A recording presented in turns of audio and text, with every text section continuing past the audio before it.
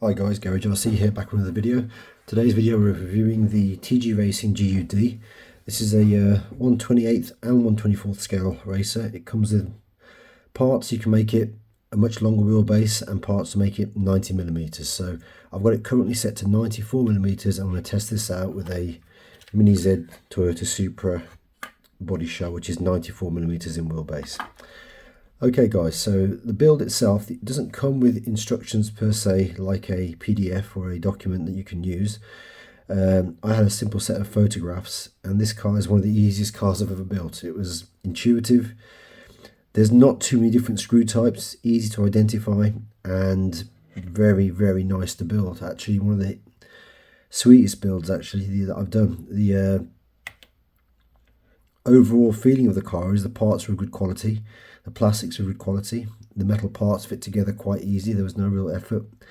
The design of this car has some really neat features. So these are features that, if you've seen them on other cars already that I haven't reviewed, feel free to comment and tell me which cars have these same features. But this is the first time I've seen this on a Mini RC drift car, where they've got grub screws to allow you to slide the arms in and out. Sorry, I'll reposition that. Where you've actually got grub screws that you can use to slide the arms in and out. This is the same as my 1/10th scale Y2D. That's it, the Y2D. These are similar to my Y2D, and it's absolutely amazing for adjusting the track width, the angles of the wheels. This car has a servo that's positioned it's got a more traditionally positioned servo, which is, I can see why they've done this. It's to enable it to be a small wheelbase while still having the ability to go to a larger wheelbase. So yeah, if you have an upright servo, it makes things a bit harder, but this does free up space and allow more adjustability. I don't normally like this kind of setup where there's more arms. I like the direct drive servo to wheels arrangement, but this again works pretty well, and there's not too much give in it at all. It's pretty well put together. There's also an adjustment here, so you can move the column that holds the arm for the steering backwards and forwards, enabling you to change the dynamics of the toe in and out for the front wheels at the same time. It does mean that you have to adjust the arm length here, but otherwise, makes it pretty intuitive, pretty good. Still, my favourite thing is the fact you can slide these arms in and out, but you can see the amount of metal parts on this thing.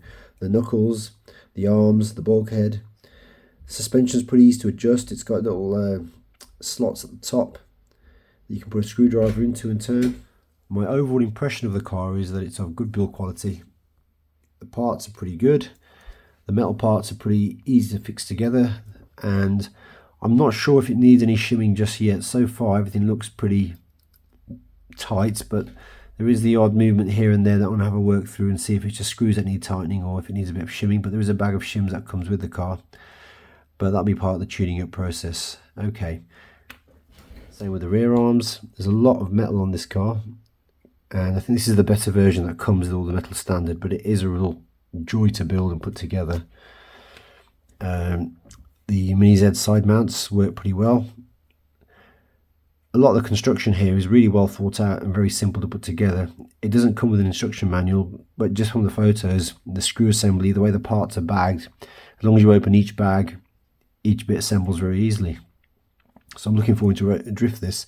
Now there is a few things it hasn't got. It hasn't got a caster adjustment, but you can move the front steering mechanism backwards and forwards to enable you to adjust the toe all at once. We'll see how the car handles, but at the moment I'm looking at it and it looks a solid little piece of kit. It works pretty well with the Mini Z body, so I'm currently testing it out with a Toyota Supra, and the only thing I found was the wheels that came with this Supra were 1.5 offset narrow all the way around. They nearly fit. It's always going to be difficult when you're taking something like this, which is a rear-wheel drive drift car. The only drift car I know that fits the Mini Z bodies and the wheels without any adjustment really is the GLD by GR Racing. But with this, I've had to go with 0 offset wheels so I can actually enable some adjustability. But it just about clears. I may still need to do some more adjustments on this. Yeah, that wheel's catching a little bit, but overall you can see it fits pretty well.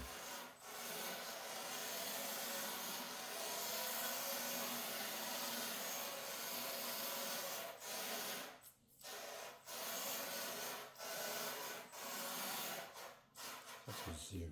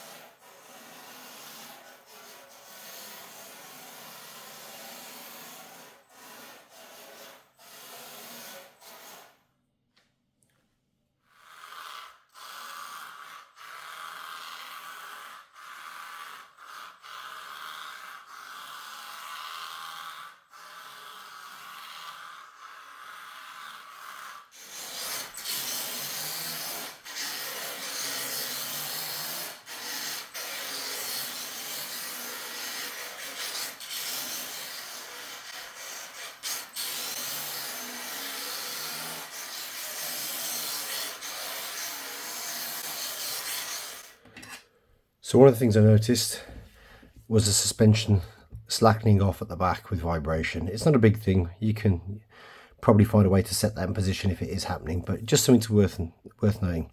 Other thing, this car is very easy to set up, and part of the reason why is the way it's been designed. Like, you can look at these arms, you can see these little stops here, and what that does, it gives sort of a limitation to how far the wheels can drop down. So your maximum sort of drop is there when the metal is touching from the arm onto the main attachment to the body.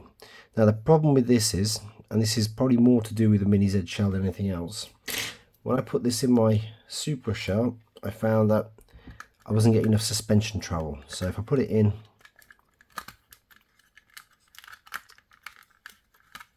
to the shell like this, if I do that now, you can see I'm not moving far before I'm hitting in to the wheel arch. So the only way I could deal with that is if I had an adjustable suspension mount like you get on, say, the GLD or other cars where you can move the shock absorbers up and down. You can actually change that so it's not as a problem. So how I got around this, because I didn't really want to have to grind metal off these beautiful parts, which are very well made and very well put together, it actually was much simpler. What I did was, you couldn't do this if you were racing on a Mini Z RCP track with a Mini Z, but you can just leave the lip there. And because these drift cars, well, these smaller ones anyway, are into massive forces, I mean, I can 3D print a custom front mount clip for this, so it takes that problem out of the way. But as you can see now, with that set like that, you get enough travel, but it's plenty. And that was just a simple solution to what would have been, you know, a bit of headache, and that seems to work just fine. So I had no issues with it after that. So that's minor criticism. They could have got the measurements better for a Mini Z in terms of the vertical height at the front, but that does vary from car to car. Wheel arch, the wider shells, you're going to find that travels better purely because you've got a bigger lever arm. So this is the narrowest setup I think you can do with this car, unless you go with negative offset wheels. So to say put this on a GLD, like I've got my GLD here, this is a narrower setup, much narrower, as you can see. You would not be able to do that, I think, on this TG Racing unless you got negative offset wheels. It's kind of tight, but that's not a criticism. You know, it's just a limitation of the chassis. There are plenty of chassis that can't even go this small. So yeah, otherwise that's one of the few limitations it had. In terms of its driving ability, just as capable as any other drift car with any other driver. What you will notice here is some of the marks on the tyres. Now, I didn't clean the kitchen worktop properly before I put the car on there, and it picked up dust in the tyres, which I then proceeded to mark them. So I really need to polish those out. That will affect your handling. It will. So if you get that on the front tyres, you'll find your tyres won't spin properly. So it's worthwhile looking at the surface before you go on there, or having a separate set of tyres if you're going on a floor which has had, you know, dirt and grit on it, anything at all where people have been walking on it. Your tyres are going to pick that up and it's going to ruin your tyres. Now, obviously, if you're in a situation where you want a bit more grip, then it doesn't matter if the tyres get marked up. But on my glassy kitchen worktop, where I test these, I like to make sure everything's completely smooth so I can iron out any of the possible flaws in the setup or the design. So yeah, so I'm looking forward to trying something even smaller with the chassis. See if we can go to a 90mm. This is a 94mm setup, and put something like a one of these Mazdas on it. So I'd like to do the same again with this. So that might be another video, and just see what difference it makes. But overall, it's a very beautiful piece of machinery, very well thought out. You know, if I was to change anything, maybe you want to change the shocks, maybe, and that's it. Otherwise, I pretty much like this car. And if you're a beginner, especially, it's a great build, very predictable.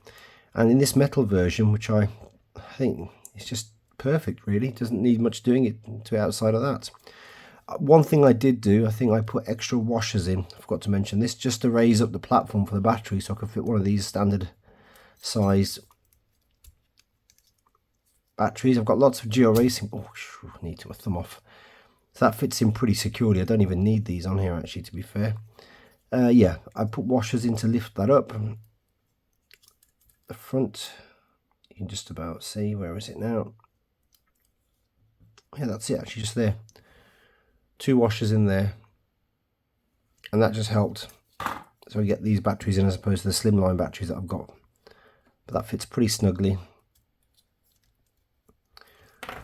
That's all for the TG Racing. So guys, if you like what I do here, like the video, subscribe to the channel, and I'll see you guys all next time.